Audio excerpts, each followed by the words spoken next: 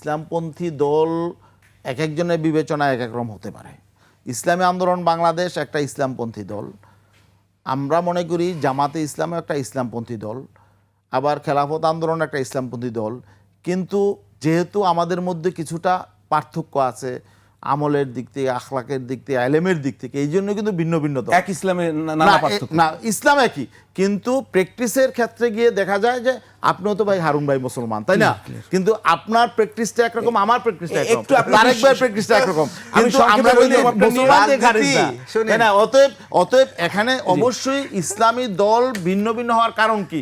এই জন্যই তো এখন আমার যেই আমল, আখলাক, তালাওয়াত, এটা যদি জামাতের আমল, আখলাক, তালাওয়াত, চিন্তা এক হইতো, তাহলে আমরা ভিন্ন কেন? আমি একই দল হইতাম। একটু বলি, ভিন্ন দল হয়েছে তো এই কারণেই, তাই না?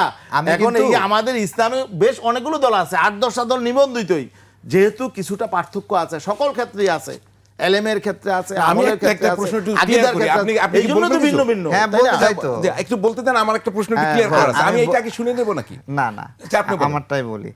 রাজনীতি এমন একটা বিষয় যে আমি আগে জামাত ইসলামের পক্ষে কথা বলছি, এখন জামাত ইসলামের বিরুদ্ধে বলতেছি রাজনৈতিক কারণে।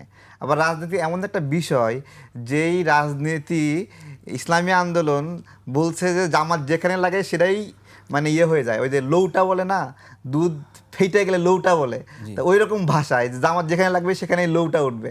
এখন এটা এটা আপনারা বললেন, আবার আপনারা বলতেছেন না দুধ নষ্ট হবে না এখন, না ঠিক আছে, এটাই আমাদের রাজনীতি। বুঝলাম, শুনেন, আমরা তো জামাত হয়ে যাই নাই, জামাতও ইসলামী আন্দোলন হয়ে যায় নাই, কিন্তু 5ই আগস্টের পরে আমির হামজা কি বলতেছে, আমির হামজা অনেক আগে বলছে যে ইসলামী আন্দোলন হুজুরদেরকে নিয়ে বলছে যে এরা এমনভাবে বলছে যে এরা মানুষই না। আবার সে আমির হামজা এখন বক্তব্য দিচ্ছে, লোকটাকে দেখলে ভালো মনে হয়, ঠিক আছে? মানে আমাদের রাজনীতি কি অবস্থা, সব উল্টা পাল্টা হিসাব নিকাশ হয়ে গেছে।